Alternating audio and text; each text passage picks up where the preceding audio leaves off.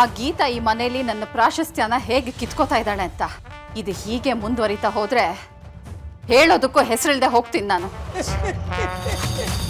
ಅಯ್ಯೋ ನನ್ನ ತಂಗಿಯವ್ವ, ಇದಕ್ಕೆ ನೀನು ಸಂತೋಷ ಪಡ್ಬೇಕಲ್ವೇನಮ್ಮ?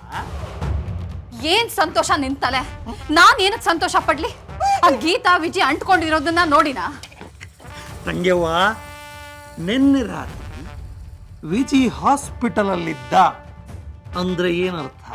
ಆ ಗೀತಾ ನಾವು ರೆಸಾರ್ಟ್ ಅಲ್ಲಿ ಇದ್ದೀವಿ ಅಂತ ಹೇಳಿದ ಮಾತು ಸುಳ್ಳು ಅಂತ.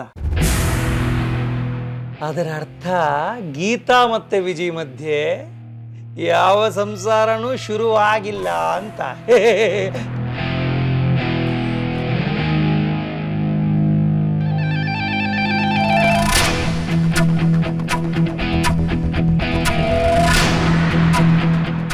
ಹೌದಲ್ವಾ? ನಾನಿದ್ರ ಬಗ್ಗೆ ಯೋಚಿಸೇ ಇರಲಿಲ್ಲ. ಪರವಾಗಿಲ್ಲ, ಸಂತೋಷ ಪಡೋದಕ್ಕೆ ಇದೊಂದು ವಿಷಯನಾದ್ರೂ ಇದೆಯಲ್ಲ. ತಪ್ಪು ತಂಗಿ. ಅಂಗೈಯಷ್ಟು ಜಾಗಕ್ಕೆ ಆನೇನೇ ಅಡಮಾನ ಇಡ್ತೀನಿ ಅನ್ನೋದು ತಪ್ಪು. ಏನಣ್ಣ ಹೇಳ್ತಾ ಇದೆಯಾ? ನಿನ್ನೆ ಗೀತಾ ವಿಜಯ್ ಜೊತೆ ರೆಸಾರ್ಟಲ್ಲಿ ಇದ್ದರೆ ಇಷ್ಟೊತ್ತಿಗೆ ಅವಳ ಕತೆ ಮುಗ್ದಿರ್ತಿತ್ತು. ಆದರೆ ಹಾಗಾಗಿಲ್ಲ. ಅದಕ್ಕೆ ಅವಳಿನ್ನೂ ಜೀವಂತವಾಗಿದ್ದಾಳೆ.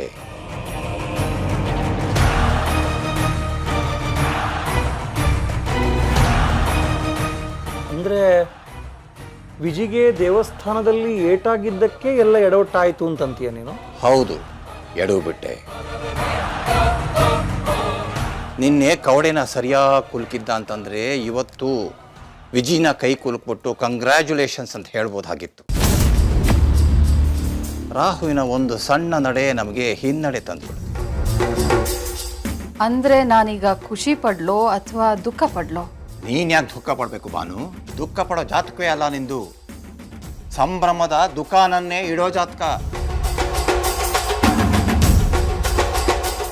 ನಿನ್ನ ಮಗ ನಿನ್ನ ಕಡೆಗಿದ್ದಾನೆ ಬಾನು. ಈಗ ಈ ಕ್ಷಣಿಕವಾದ ಸೋಲನ್ನು ಒಪ್ಕೊಂಡ್ರೆ ಮುಂದೆ ದೊಡ್ಡ ಗೆಲುವು ನಿನಗೋಸ್ಕರ ಕಾದಿರುತ್ತೆ, ಗೊತ್ತಾ?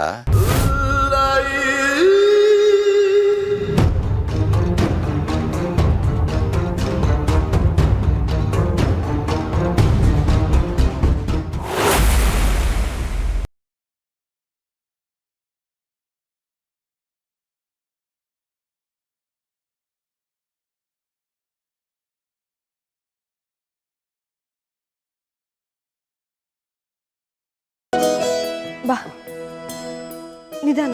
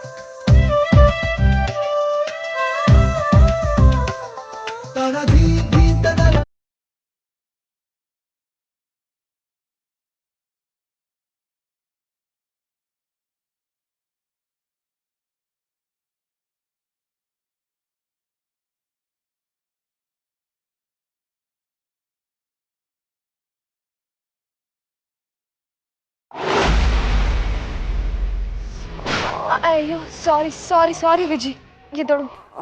ಸಾರಿ ಸಾರಿ ಸಾರಿ ವಿಜಿ, ಬ್ಯಾಲೆನ್ಸ್ ಮಿಸ್ ಆಗೋಯ್ತು. ಪರವಾಗಿಲ್ಲ, ಬಾ ಮಲ್ಕೋ, ರೆಸ್ಟ್ ಮಾಡು. ವಿಜಿ ರೆಸ್ಟ್ ಮಾಡು, ಸ್ವಲ್ಪ ಹೊತ್ತು ಮಲ್ಕೋ. ಇಲ್ಲ, ಸ್ವಲ್ಪ ಬೆನ್ನೋತಾ ಇದೆ, ಕುತ್ಕೊಂತೀನಿ.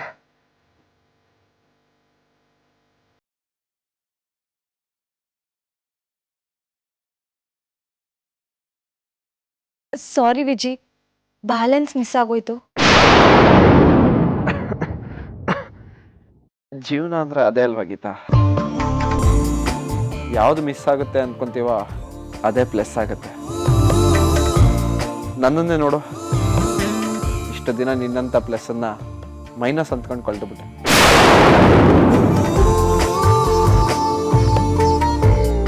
ಕಳ್ದಿದ್ದೇ ಸರಿಯಾಗಿತ್ತು. ಯಾಕಂದ್ರೆ ಒಂದಕ್ಕೊಂದು ಹೊಂದ್ಕೊಳ್ಳೋ ಅಂಥದ್ದು ಕೂಡ್ಕೊಂಡ್ರೇನೆ ಚಂದ. ಉತ್ತರ ದಕ್ಷಿಣ ಅಕ್ಕಪಕ್ಕದಲ್ಲಿ ಇರೋಕ್ಕಾಗಲ್ವಲ್ಲ. ಏನೋ ಒಂದೇಳಿ ನನ್ನ ಲೆಕ್ಕ ತಪ್ಸಕ್ ನೋಡ್ಬೇಡ ಗೀತಾ. ಇಷ್ಟಕ್ಕೂ ಮುಖದಲ್ಲಿ ಭಾವನೆಗಳನ್ನ ಸೊನ್ನೆ ಮಾಡಿಕೊಂಡು ಮನಸ್ಸಲ್ಲಿ ಪ್ರೀತಿ ಅನ್ನೋ ದೊನ್ನೆನ ಬಚ್ಚಿಟ್ರೆ ನಿನಗೇನು ಸಿಗುತ್ತೆ? ನೀನ್ ಏನೇನೋ ಹೇಳ್ಬೇಡ ವಿಜಯ್, ಸುಮ್ಮನೆ ರೆಸ್ಟ್ ಮಾಡು.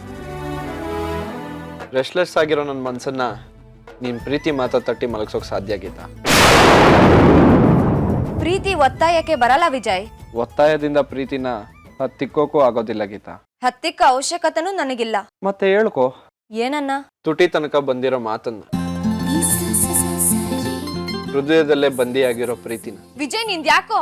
ಗೀತಾ,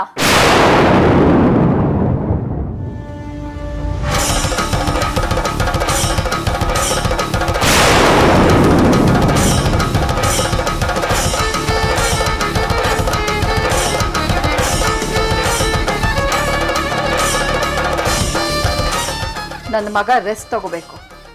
ನೀನ್ ಇಲ್ಲೇ ಇದ್ರೆ ನಿನ್ ಜೊತೆ ಮಾತಾಡ್ಕೊಂಡು ಕಾಲ ಕಳೆದ್ಬಿಡ್ತಾನೆ. ಅವನಿಗೆ ವಿಶ್ರಾಂತಿ ತಗೊಳ್ಳೋದಕ್ಕಾದ್ರೂ ಅವಕಾಶ ಮಾಡಿಕೊಡ್ತೀಯಾ? ಅಯ್ಯೋ ಅಮ್ಮ, ಗೀತಾ ನನ್ನ ಎದುರುಗಡೆ ಇದ್ರೆ ನನ್ನ ಆಯಾಸ ಎಲ್ಲ ಮಾಯ ಆಗತ್ತೆ. ಅವಳು ಕಣ್ಣಳತೆಯಿಂದ ದೂರ ಆದ್ರೆ ನನಗೆ ಒದ್ದಾಟ ಶುರು ಆಗುತ್ತಮ್ಮ.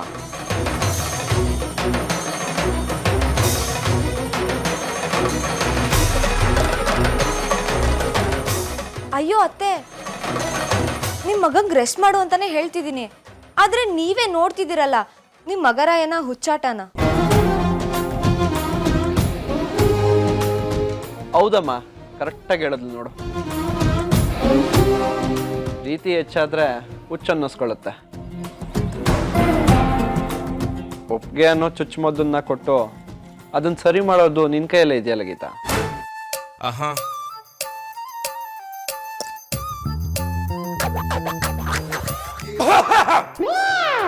ಅಯ್ಯಪ್ಪ, ಆದೃಶ್ಯ ಬೇಡ ಬೇಡ ಬೇಡ, ಸುಡ್ಬೋದು. ದೊಡ್ಡನ ಮನುಷ್ಯ ನಡೆಯುವಾಗ ಎಡವಬಾರ್ದು ಅನ್ನೋ ಕಾರಣಕ್ಕೋಸ್ಕರ ಪ್ರತಿ ಹೆಜ್ಜೆನ ಎಚ್ಚರವಾಗಿಡ್ತಾನೆ. ಆದ್ರೆ ನಿಂತ ನೆಲನೆ ಅಲುಗಾಡಿ ಬಿಟ್ಟರೆ ಲೇ ವೇಸ್ಟ್ ಬಾಡಿ, ಅದೇನು ಹೇಳಬೇಕು ಅಂತಿದ್ಯೋ ನೇರವಾಗಿ ಬಗಳು. ಆಯ್ತು ಬಿಡು, ಡೈರೆಕ್ಟ್ ಆಗಿ ವಿಷಯಕ್ಕೆ ಬರೋಣ. ನೋಡು ವಿಷಯ ಇಂಚಿಂಚಿಗೆ ವಾಸ್ತಿದೆ ಅನ್ಸುತ್ತಲ್ಲ. ನೋಡೋ ವಿಷಯ ತುಂಬಾ ಸಿಂಪಲ್. ನೀನು ಬಂದ ದಿನ ಏನ್ ಮಾಡಿದೆ? ಈ ಮನೆಯಲ್ಲಿ ವಾಸ್ತು ಸರಿ ಇಲ್ಲ, ವಸ್ತುಗಳೆಲ್ಲ ಚಲಾಪಿಲಿಯಾಗಿ ಬಿಟ್ಕೊಂಡ್ಬಿಟ್ಟಿದೆ. ತಂಗೆವ್ವ, ನಾನು ಹೇಳ್ಕೊಟ್ಟ ಲೆಕ್ಕಾಚಾರ ನೀನು ಶ್ರದ್ಧಾಭಕ್ತಿಯಿಂದ ಪಾಲಿಸಿಲ್ಲ, ಹಂಗೆ ಹಿಂಗೊಂದು ಇಷ್ಟದಲ್ಲಿ ಇಷ್ಟು ಕೊಟ್ಟೆ. ಇನ್ನೊಂದು ಹೇಳಿದ್ದೆ, ಏನು? ಈ ಅಪ್ರಯೋಜಕ ನಿನ್ ಜೊತೆ ಇರೋದಕ್ಕೇನೆ ನಿನಗೆ ಸೋಲ್ ಮೇಲೆ ಸೋಲ್ ಆಗ್ತಿರೋದು ಅಂತ. ಅದು ಗೊತ್ತಿಲ್ವಾ ನಿನಗೆ? ಈಗ ಮಾತಾಡ್ಬೇಕು ಅಂತ ಬಂದಿರೋದು ನಾನು, ನೀನು. ನೋಡು ವಿಷಯ ತುಂಬಾ ಸಿಂಪಲ್. ನೀನು ಈ ಮನೆಗೆ ಬರೋದಕ್ಕಿಂತ ಮುಂಚೆ ವಿಜಿ ಬದಲಾಗಿದ್ದಾನೆ ಅನ್ನೋ ಸಮಸ್ಯೆ ಮಾತ್ರ ಇತ್ತು. ಆದ್ರೆ ಈಗ ನೀನು ಬಂದ ಮೇಲೆ ಅವನು ಬದಲಾಗಿದ್ದಾನೋ ಇಲ್ವೋ, ಅವನಿಗೆ ಗೀತಾಳ ಮೇಲೆ ದ್ವೇಷ ಇದೆಯೋ ಇಲ್ವೋ, ಇದೆಲ್ಲ ತಲೆ ಕೆಟ್ಟು ಗೊಬ್ಬರ ಆಗೋಗಿದೆ. ನಿನ್ನೆ ರಾತ್ರಿ ಪೂರ್ತಿ ಆ ಗೀತಾ ನಮ್ಮ ವಿಜಯ್ ಜೊತೆ ಇರಲಿಲ್ಲ ಅನ್ನೋದೇ ಒಂದು ಸಮಾಧಾನಕರ ಸಂಗತಿ. ಆದರೆ ವಿಜಯ್ಗಾಗಿರೋ ಏಟೇ ಆ ಗೀತಾನ ಇನ್ನಷ್ಟು ಹತ್ರ ತರ್ತಿದೆ ಅನ್ನೋದೇ ತುಂಬಾ ಬೇಜಾರು ಸಂಗತಿ. ಗೀತಾ ವಿಜಯ್ ಬದುಕಿಗೆ ಕಾಲು ಇಡ್ತಾಳೋ ಅನ್ನೋ ಭಯ ಒಂದು ಕಡೆ ಆದರೆ, ಅಲ್ಲಿ ಭಾವಜಿ ಸುಧಾರಾಣಿಯ ಸಾವಿನ ರಹಸ್ಯಕ್ಕೆ ಕೈ ಹಾಕಿ ಎಲ್ಲಿ ಅವರಿಗೆ ಉತ್ತರ ಸಿಕ್ಕಿಬಿಡುತ್ತೋ ಅನ್ನೋ ಆತಂಕ ಇನ್ನೊಂದು ಕಡೆ. ಅಣ್ಣ, ಒಟ್ಟಾರೆ ನಿನ್ ಮಾತಿನ ಅರ್ಥ ನೀನು ಬಂದ ಮೇಲೆ ಇದು ಕೆಟ್ಟು ಕೂತಿದೆ ಅನ್ನೋದು ನನ್ನ ಅಭಿಪ್ರಾಯ. What's your opinion? ರಾಹುಕಾಲದ ನಗು, ಇದು ನಮ್ಗೆ ಅರ್ಥ ಆಗಲ್ಲ. ಹಲೋ, ಎಕ್ಸ್ಕ್ಯೂಸ್ ಮೀ, ಈ ನಗುನ ಸ್ವಲ್ಪ ಕನ್ನಡಕ್ಕೆ ಭಾಷಾಂತರಿಸಬಹುದೇ? ಸಿತಾರ, ನನ್ಗೊಂದು ವಿಚಾರ ಹೇಳೀಗ. ಏನು? ನಿನ್ ಹೊರಗಿನ ಕಣ್ಣು ಏನ್ ನೋಡ್ತಿದೆ? ಏನ್ ನೋಡ್ತಿದೆ ಅಂತಂದ್ರೆ ಏನು ಪ್ರಶ್ನೆ ಅದು ಬಿಗ್ ಬಿ? ನೋಡು, ಈ ಮನೆಯಲ್ಲಿ ಗೀತಾ ವಿಜಿ ವಿರಸ ನೋಡಿ ಈ ಕಣ್ಣು ಮಜಾ ತಗೋತಿತ್ತು. ಈಗ ಅವರಿಬ್ಬರ ಸರಸ ನೋಡ್ಬಿಟ್ಟು ಸುಟ್ಟೋಗ್ತಿದೆ ಅಂತ ಅನ್ನಿಸ್ತಿದೆ. ಇದು ಬರೀ ಹೊರಗಣ್ಣಿಂದ ಬರಿಗಣ್ಣಿಂದ ನೋಡಿದ್ರೆ ಕಾಣಿಸಲ್ಲ ಕಣೋ. ಇದೆಲ್ಲ ಅರ್ಥ ಆಗೋದಕ್ಕೆ ಒಳಗಣ್ಣು ತೆಗೆದು ನೋಡಬೇಕು. ಒಳಗಣ್ಣ ಅದೆಲ್ಲಿದೆ? ಕನ್ನಡಕ ಹಾಕೊಂಡ್ರೆ ಕಣ್ಣುಗಳು ಒಳಗಿರುತ್ತಲ್ಲ, ಅದ್ರ ಬಗ್ಗೆ ಹೇಳ್ತಿದ್ದೆಲ್ಲ. ನೀನು ದೊಡ್ಡ ತಲೆ ಹರಟೆ, ನಿನ್ನ ತಲೆಯಲ್ಲಿರೋದು ಮಾವಿನ ಒಣ ಗೊರಟೆ. ಅಂದರೆ ಮೆದುಳಿಲ್ಲ ಅಂತ ನಾನು ಹೇಳ್ತಾ ಇರೋದು.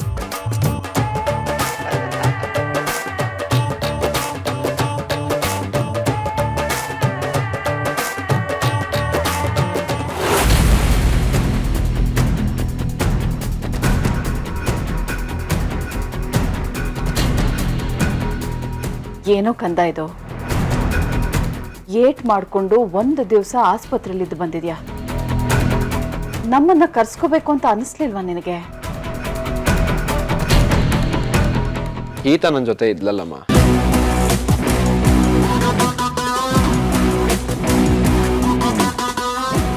ಅವಳಿದ್ರೆ ನಾನಿದ್ದ ಹಾಗೇನೋ. ಅಮ್ಮ, ನೀನು ನನಗೆ ಜೀವ ಕೊಡ್ದಿದ್ರು ಜೀವನ ಕಟ್ಕೊಟ್ಟು ಅಮ್ಮ ಅದೇ. ಆದರೆ ಗೀತಾ ನನಗೆ ಜೀವ ಎರಡೂ ಕೊಟ್ಲಮ್ಮ. ನಿನ್ನೆ ತನಕ ನನ್ನ ತಪ್ಪು ತಿಳುವಳಿಕೆನ ದೂರ ಮಾಡಿ ಜೀವನ ಅಂದರೆ ಏನು ಅಂತ ತೋರಿಸ್ಕೊಟ್ಟವಳು ಅವಳು ಅಂದ್ಕೊಂಡಿದ್ದೆ. ಆದರೆ ನಿನ್ನೆ ತನ್ನ ರಕ್ತ ನನಗೆ ಕೊಟ್ಟು ಹೊಸ ಜೀವನನೇ ಕೊಟ್ಬಿಟ್ಲಮ್ಮ. ನಿಜ ಹೇಳ್ತೀನಮ್ಮ, ಅವಳು ನನ್ನ ಜೊತೆಗಿದ್ರೆ ಜಗತ್ತೇ ಬೇಡ ಅನ್ಸುತ್ತೆ. ವಿಜಯ್ ಪ್ಲೀಸ್, ನಿನಗೆ ಇಷ್ಟೆಲ್ಲ ಆಗೋದಕ್ಕೆ ಕಾರಣನೇ ಅವಳಲ್ವಾ? ಇಷ್ಟಕ್ಕೂ ನಮಿಗಾಗದೆ ಇರೋ ಆ ಗೀತಾಗೋಸ್ಕರ ನೀನು ದೇವಸ್ಥಾನದಲ್ಲಿ ಹೋಗಿ ಕಾಯೋದೇನಿತ್ತು? ಗೀತಾಗೆ ತಾಳಿ ಕಟ್ಟೋಕಮ್ಮ.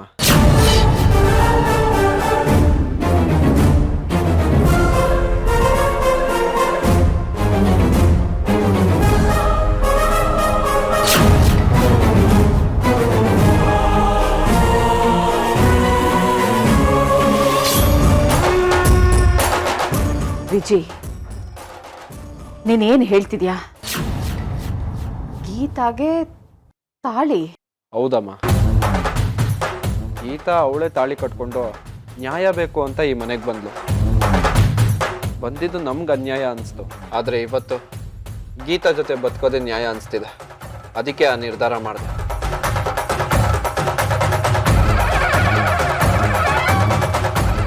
ತಡ್ಡಿನ ಥರ ಮಾತಾಡ್ಬೇಡ ವಿಜಿ.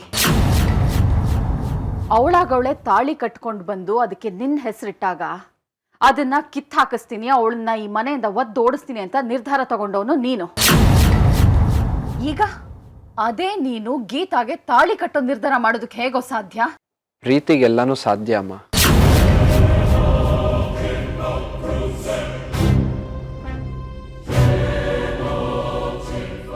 ಪ್ಲೀಸ್ ವಿಜಿ, ಆ ಗೀತಾಯಿಂದ ನಿನಗೆ ಒಳ್ಳೇದಾಗಲ್ಲ. ಅವಳು ಈ ಮನೆಗೆ ಅಂಟಿರೋ ನಿನ್ನ ಬದುಕನ್ನ ಹಾಳು ಮಾಡ್ತಾ ಇರೋ ದುರಾದೃಷ್ಟ ಕಣೋ. ಇಲ್ಲ ಅಮ್ಮ, ಅವಳ ಅದೃಷ್ಟ. ಅವಳಿದ್ ಕಡೆ ಎಲ್ಲ ಒಳ್ಳೇದೇ ಆಗುತ್ತಮ್ಮ. ಅದಕ್ಕೆ ನಾನು ಬದಲಾಗಿರೋದು. ಸೇಡು ಪ್ರೀತಿಯಾಗಿದ್ದು, ಸುಡ್ತಿದ್ದ ಪಂಜು ಮಂಜಿನ ಹನಿಯಾಗಿದ್ದು. ವಿಜಿ, ಅಮ್ಮ,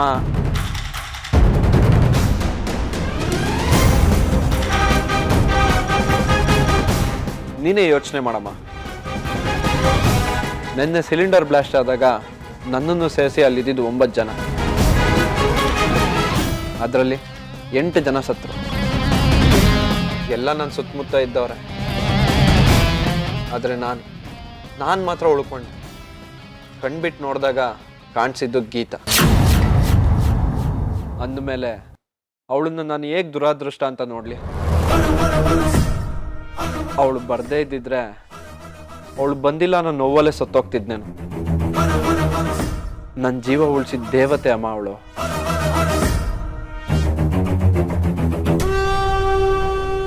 ಅವಳು ನನ್ನ ಜೀವನನ ಹಾಳು ಮಾಡೋಕ್ಕೆ ಸಾಧ್ಯನೇ ಇಲ್ಲ.